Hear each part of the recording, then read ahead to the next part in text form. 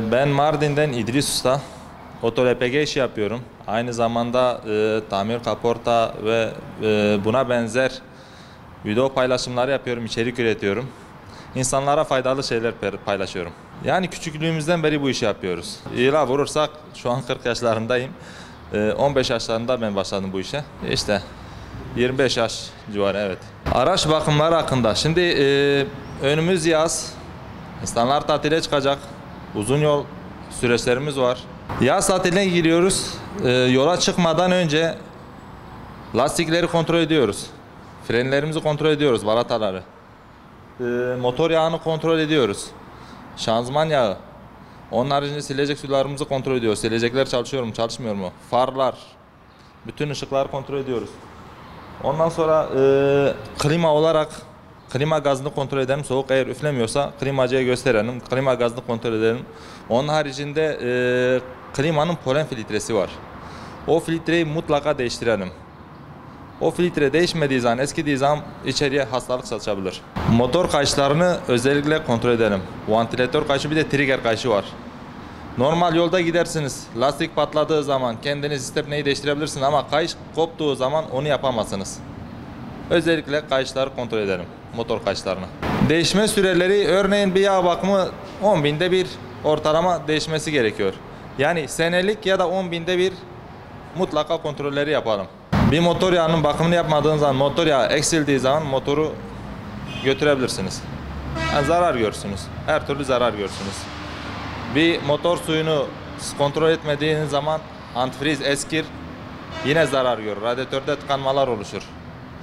Lastikleri kontrol etmediğiniz zaman sizi yolda bırakabilir. Trigger kayışını siz değiştirmediğiniz zaman koparsa arızaya sebep olur.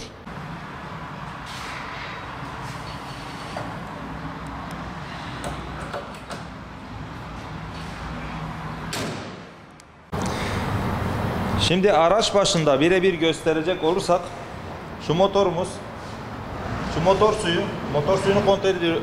Bu motor suyunu kontrol ediyoruz. Antifrizde eksiklik veya derecesinde bozukluk varsa onu tamamlıyoruz. Motor yağı. Şu çubuğu çekiyoruz. Önce bir temizliyoruz. Ondan sonra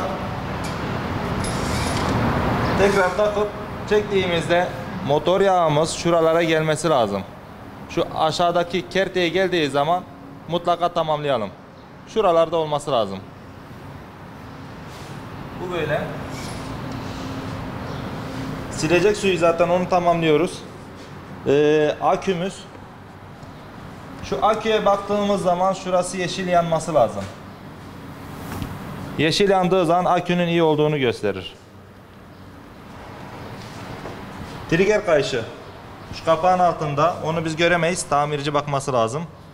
Kilometreye göre değişiyor. Vantilatör kayışı, o da çürüme yaptığı zaman onu da değiştirmemiz gerekiyor.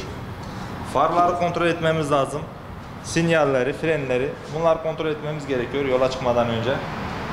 Hava filtresini değiştirmemiz lazım bakımlarda. Yağ bakımıyla beraber filtreyi değiştirmemiz lazım. Polen filtresi dediğimiz göğsün içinde oluyor. O da bakım zamanlarında onun da değişmesi gerekiyor. Lastikleri kontrol etmemiz gerekiyor. Lastiklerde eskime, çürüme varsa lastikleri mutlaka değiştirelim çünkü can taşıyor. Ve fren balataları. Frenler de çok önemli. Balatalar zayıfladığı zaman o balataları da değiştirmemiz gerekiyor.